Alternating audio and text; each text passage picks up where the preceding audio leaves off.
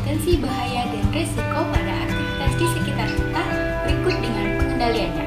Simak video aku ya. Penerapan aspek keselamatan dan kesehatan kerja tidak hanya berlaku ketika sedang bekerja atau melakukan kegiatan di industri, karena pada kegiatan sekitar kita juga berpotensi untuk menimbulkan bahaya. Oleh karena itu, kita perlu menerapkan aspek keselamatan dan kesehatan kerja dimanapun dan kapanpun kita berada. Namun sebelum itu, kita perlu tahu beberapa istilah yang erat kaitannya dengan aspek keselamatan dan kesehatan kerja, yaitu hazard dan risk. Tahukah kalian apa itu hazard dan risk? Menurut OHSAS 18001 tahun 2007, hazard merupakan semua sumber, situasi, ataupun aktivitas yang berpotensi menimbulkan cedera atau kecelakaan kerja dan atau penyakit akibat kerja. Atau secara singkat, hazard dapat kita sebut dengan sumber potensi bahaya. Sedangkan risk merupakan peluang, yaitu tinggi, sedang, dan rendah, atau kemungkinan seseorang terkena bahaya, sehingga terjadi kecelakaan, kerugian, bahkan kematian yang terjadi pada periode tertentu. Atau secara singkat, risk dapat kita sebut dengan risiko akibat potensi bahaya. Secara umum, hazard terbagi atas beberapa macam, yang meliputi hazard mekanik, fisika, biologi, ergonomi, dan psikologi. Selanjutnya kita perlu mengetahui 5 hierarki pengendalian resiko yang terdiri dari 1. Eliminasi.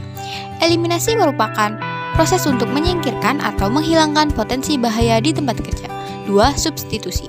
Substitusi yaitu mengganti alat, mesin, atau bahan yang kurang aman dengan alat, bahan, atau mesin yang lebih aman.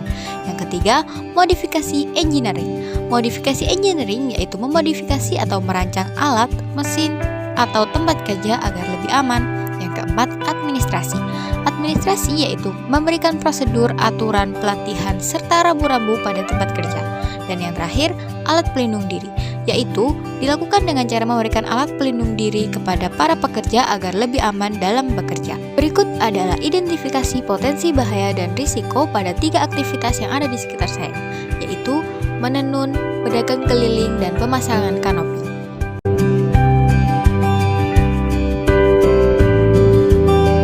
Terdapat beberapa hazard pada aktivitas jualan keliling.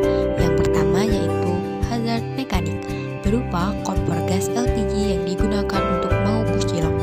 Hal ini dapat menimbulkan resiko berupa ledakan. Ketika selang dan regulator yang tidak terpasang dengan baik, maka dapat menimbulkan kebocoran.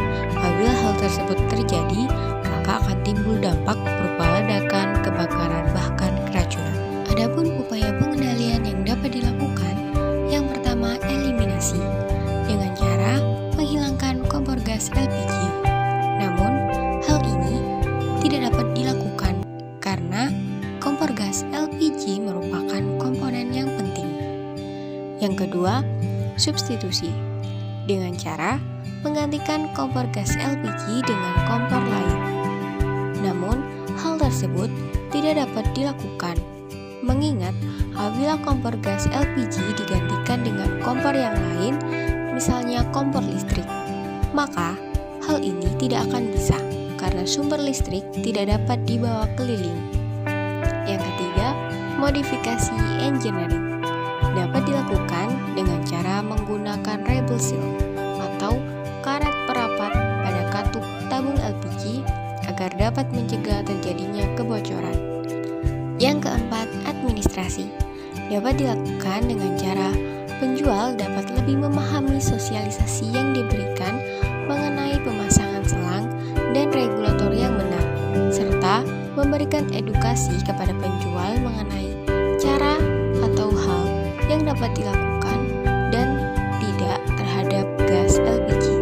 Yang kelima, APD.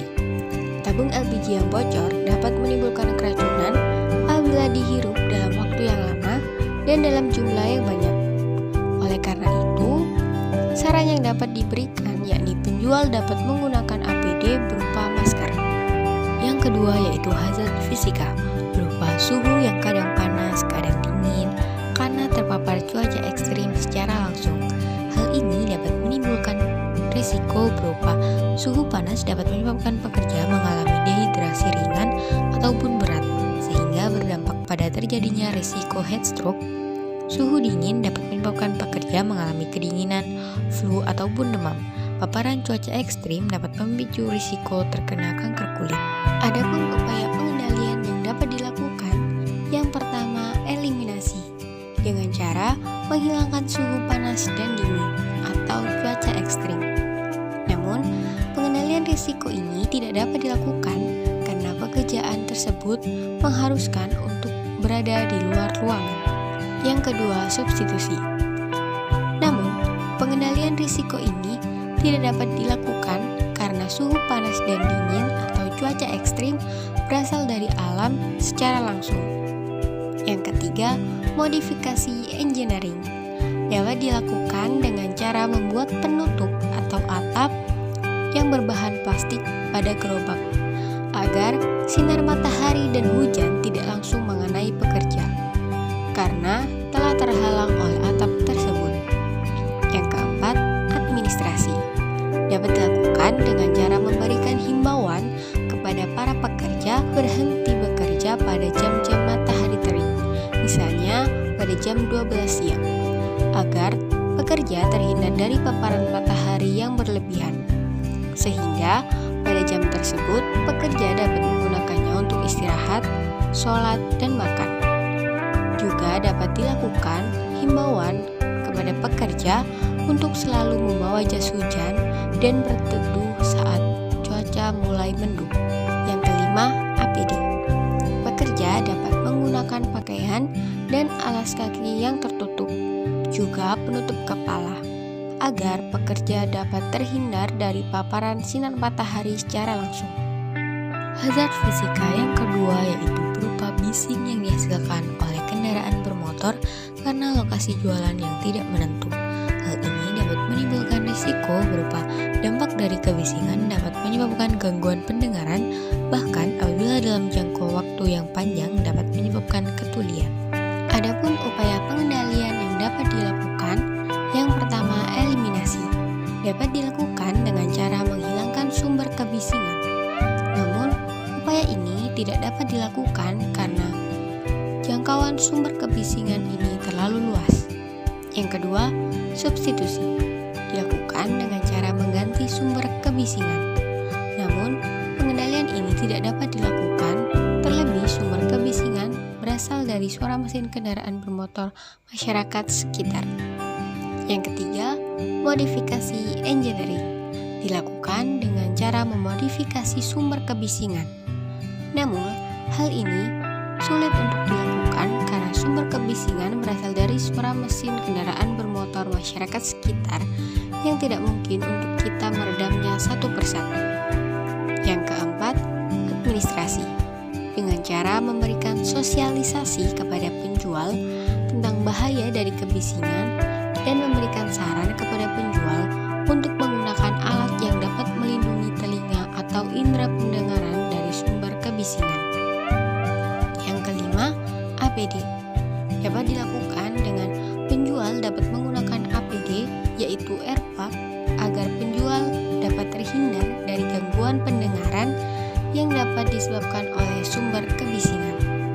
Yang ketiga yaitu hazard biologi berupa virus ataupun bakteri yang mungkin berasal dari segala hal terdapat di jalan atau saat berinteraksi dengan pembeli.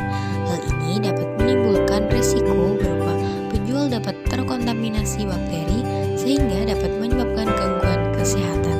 Adapun upaya pengendalian yang dapat dilakukan, yang pertama eliminasi dengan cara menghilangkan virus dan bakteri. Hal ini dapat dilakukan dengan cara rutin cuci tangan dan membersihkan pakaian yang digunakan dengan baik dan benar. Yang kedua, substitusi dengan cara mengganti hazard yang ada. Namun hal ini tidak dapat untuk dilakukan.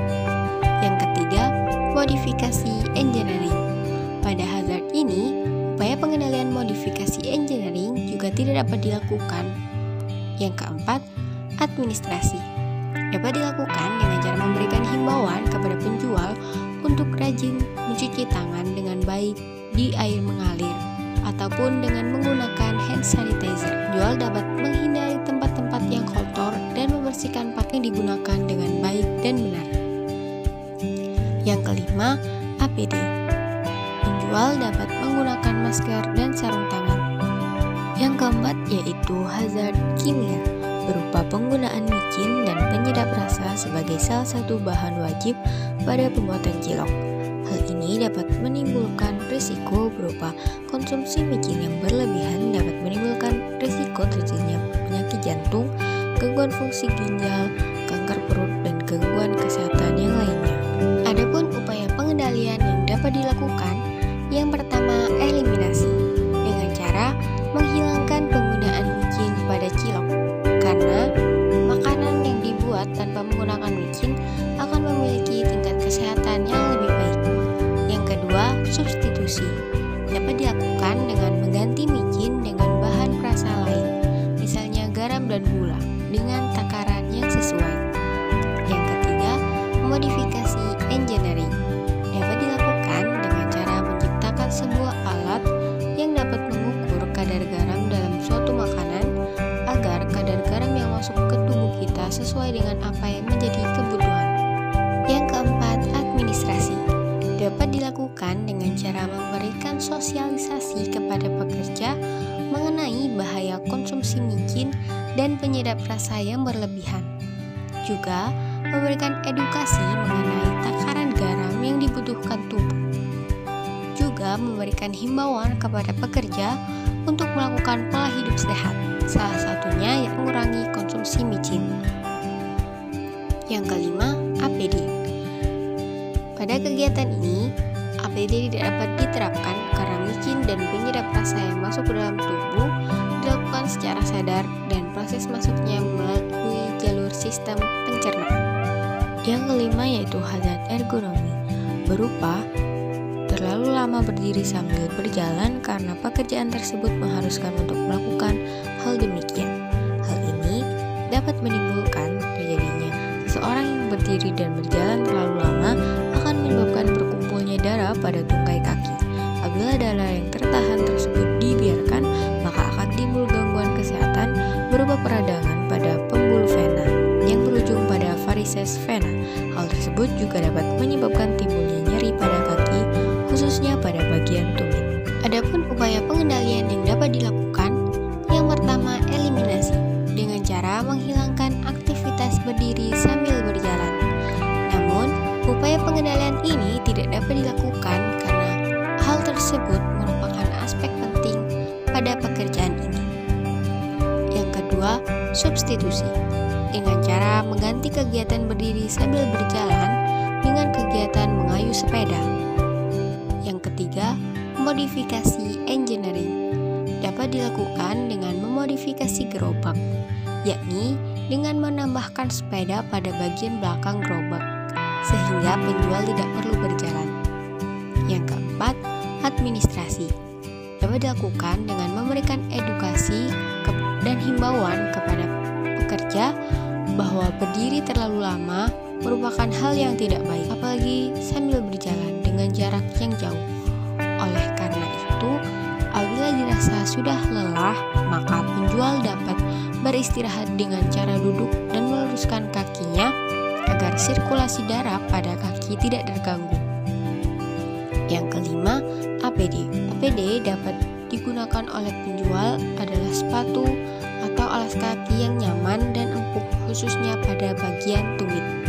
Hazard ergonomi yang kedua yakni berupa posisi tubuh yang terus menunduk pada saat mendorong dan melayani pembeli karena posisi gerobak yang jauh lebih rendah daripada postur tubuh penjual. Hal ini dapat menimbulkan risiko berupa posisi ini dapat menyebabkan seseorang mengalami sakit pada bagian leher, pundak hingga kaku pada punggung, atau hal ini dapat disebut dengan neck syndrome. Apabila kebiasaan ini terus dibiarkan, maka dapat memicu terjadinya perubahan postur tubuh berupa membungkuk. Adapun upaya pengendalian yang dapat dilakukan, yang pertama eliminasi, dilakukan dengan cara menghilangkan posisi menunduk. Namun, pada aktivitas ini masih diperlukan posisi menunduk untuk menyiapkan apa yang dibeli oleh pembeli, sehingga upaya pengendalian risiko ini perlu untuk dipertimbangkan. Yang kedua, substitusi, dilakukan dengan cara mengganti alat yang menyebabkan posisi menunduk dengan alat yang posisinya lebih tinggi agar sejajar dengan postur tubuh pekerja. Yang ketiga, modifikasi engineering. Modifikasi engineering dapat dilakukan dengan memodifikasi gerobak yang digunakan oleh pekerja dengan cara menambahkan tinggi gerobak tersebut agar sesuai dengan postur tubuh penjual, sehingga penjual tidak lagi menunduk. Yang keempat, administrasi. Administrasi dapat dilakukan dengan memberi himbauan dan edukasi kepada penjual untuk rutin melakukan peregangan yang baik dan benar guna mencegah terjadinya neck syndrome. Yang kelima, APD. Hingga saat ini masih belum ada APD yang dapat digunakan untuk menghindari nyeri leher yang disebabkan oleh kebiasaan menunduk. Namun, apabila leher dirasa capek, dapat menggunakan bantal leher seperti yang ada saat ini. Yang terakhir yaitu hazard psikologi, berupa dagangan yang tidak laku. Hal ini dapat menimbulkan risiko berupa penjual akan merasa lelah, sedih, dan kecewa. Adapun upaya pengendalian yang dapat dilakukan, yang pertama, menghilangkan hazard, yaitu dagangan yang tidak laku dengan cara melakukan modifikasi engineering.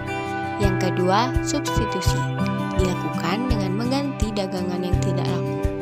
Namun, upaya pengendalian ini tidak dapat dilakukan. Yang ketiga, modifikasi engineering.